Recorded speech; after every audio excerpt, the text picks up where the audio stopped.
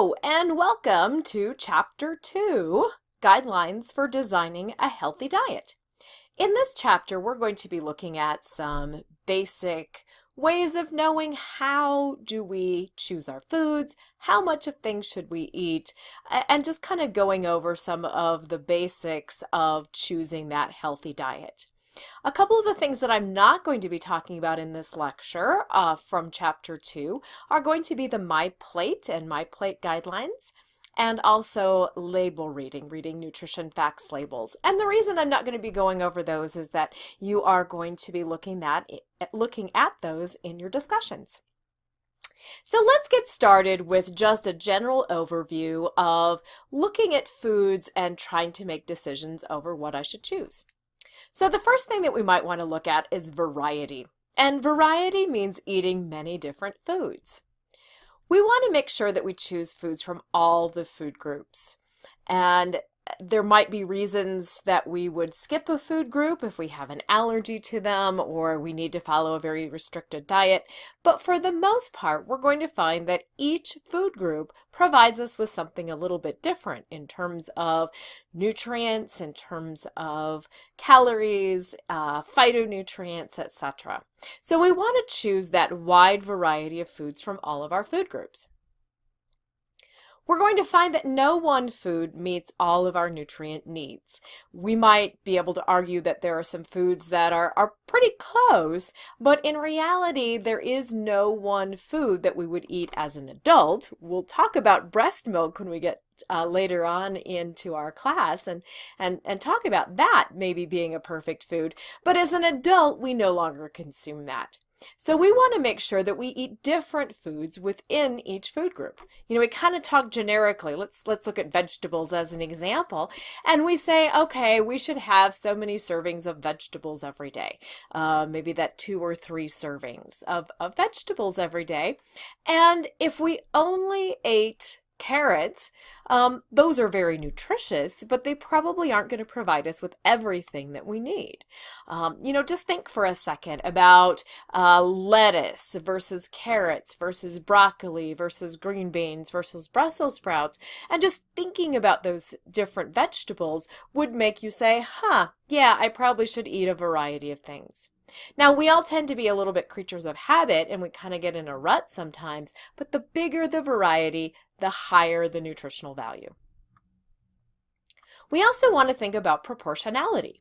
So proportionality means eating more nutrient-dense foods.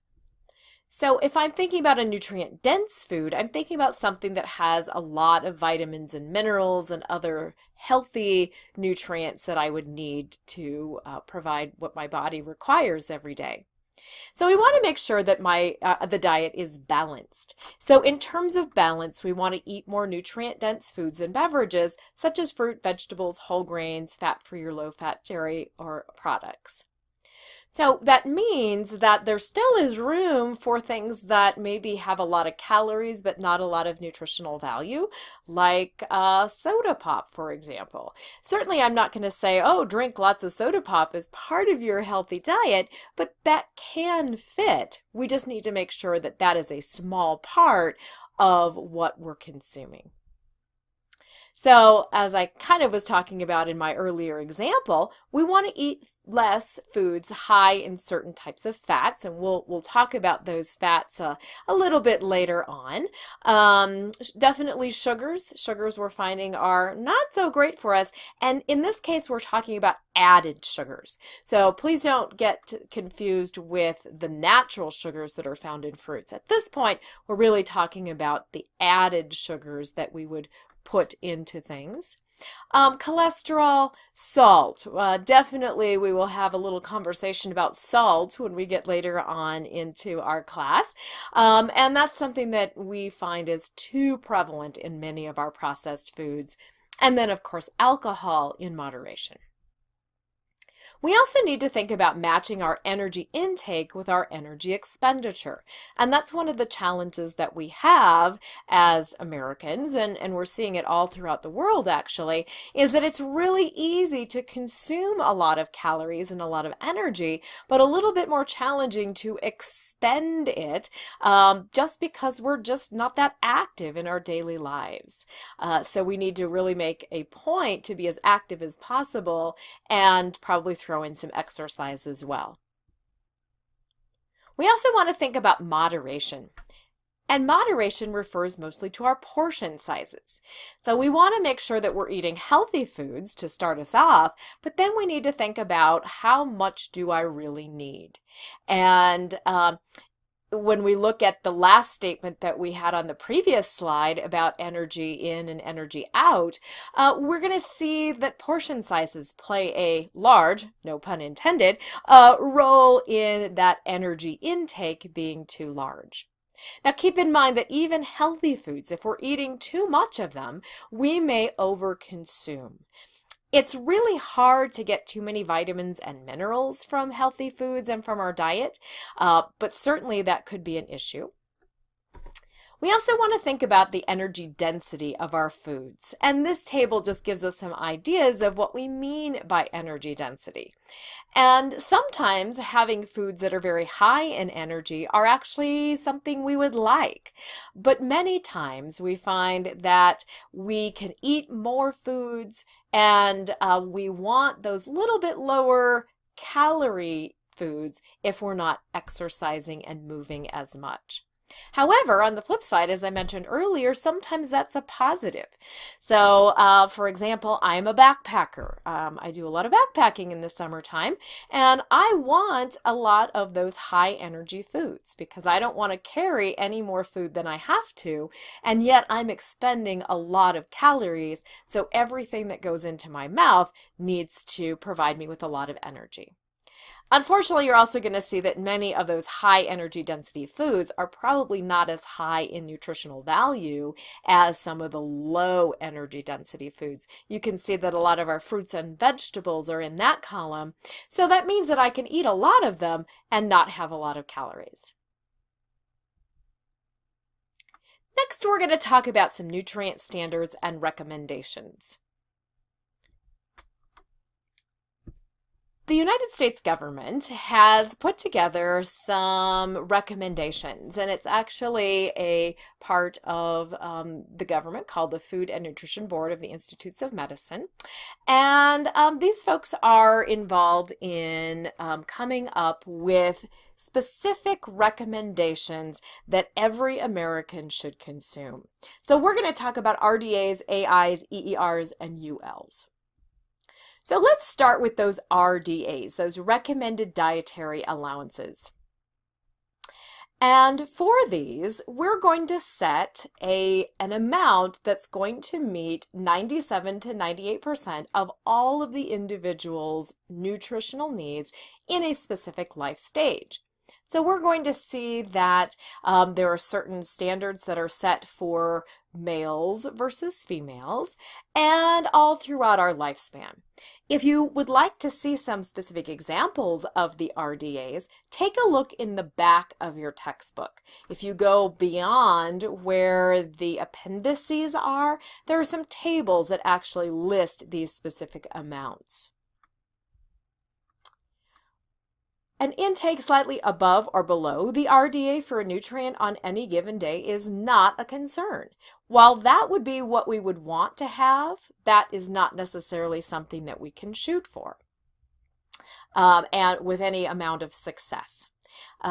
So we only get concerned when we have a larger deviation. So if we're consistently taking in below our RDA, about 70% on a regular basis, or really high above, about 3 times or more for some nutrients, we can actually end up with a deficiency or a toxicity. So again, think of that RDA as sort of like a minimum amount that we would like to have on a daily basis to meet our basic needs. a little bit below, little bit above, not a big deal. And really, if we look at things on a daily basis, we're going to have a lot of fluctuations if we're eating that variety of foods that we talked about earlier. It's only when we eat maybe one food exclusively, or definitely if we're eating a lot of fortified foods or taking a lot of supplements, that we can end up with problems in terms of that toxicity. Now, I didn't mention this, but let me mention this at this point, that the RDAs are based off of scientific evidence. So when it's time to set an RDA, it is going to be a group of scientists that are going to convene and take a look at the current research. They are then going to set that RDA level of how much people should have based off of the research that's available.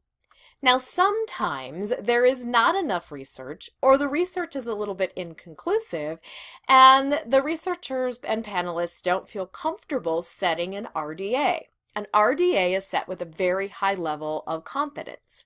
So, sometimes we have to set an adequate intake, or an AI, instead. So we can pretty much think of it as an RDA, but it is set when there's insufficient research available to establish that RDA level.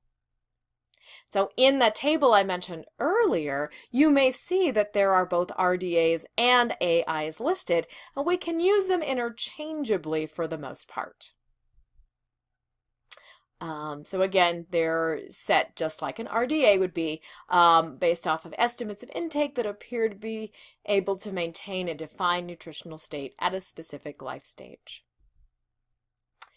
Now, it's been fairly recently that we've now had to set UIs, or a tolerable upper intake level, because we're seeing that people are taking in too much. So a UI is a maximum chronic daily intake level of a nutrient that is unlikely to cause adverse health effects in most all people in a specific life stage. So that's like the maximum that we should take in and still be okay.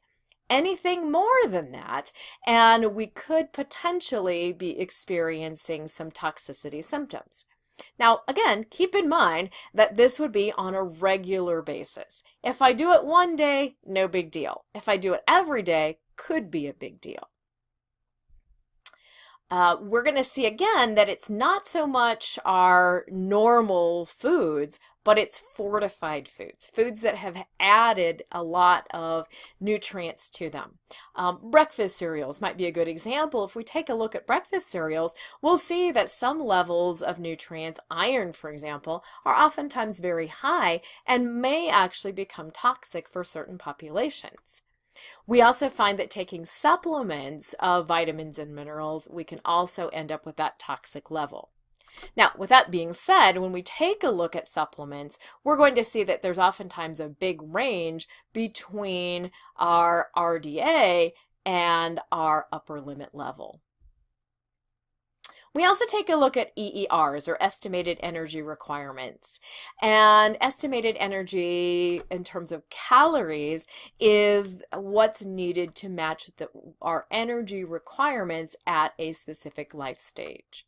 So again, we're going to see that that varies a lot depending on, am I male, am I female, how old am I in a growth spurt, or am I an older adult and definitely not growing anymore, and how active am I? So we know that my activity level has a huge impact on how much energy I need just to fuel my body. So I've already mentioned this, that they are specific, taking into account age, gender, height, weight, and physical activity. I would have to say that these serve as a starting point.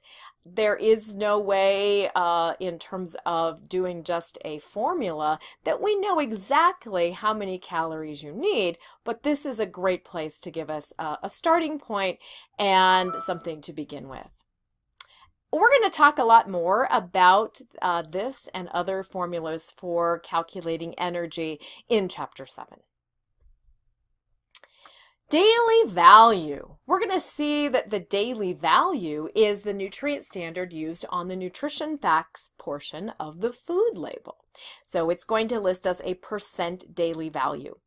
These are based off of the assumption that we are consuming a 2,000 calorie diet, and they're set at or close to the highest RDA value or related nutrient standard. So that kind of leads us to believe that daily values aren't going to work for everybody. They are only good for that 2,000 calorie diet consumer and someone who is maybe the highest level of the RDAs. So with that being said, we can use that daily value as an estimate of how much we're taking in when we look at a nutrition facts panel, but it's not an absolute. So how are we going to use these nutrient standards? So we've got a number. We have an RDA and related standards that are intended for diet planning, but are they useful for the average consumer? Possibly, possibly not. So if we kind of think about this for a second, let me give you an example. We might know that we should be consuming 75 milligrams of vitamin C every day. Great. Is that helpful? Would you know what to eat? Well, we might be able to know enough that we could say, oh, I know that oranges are a good source of vitamin C, so if I eat more oranges, that should help me. But do I really know how much vitamin C is in an orange? Well, I guess I could look it up, but that's not going to be very easy for every food that I consume. So we'll see that the RDAs are great. They're certainly helpful. Health professionals use them a lot, but in terms of being very user-friendly to the average consumer, not so much.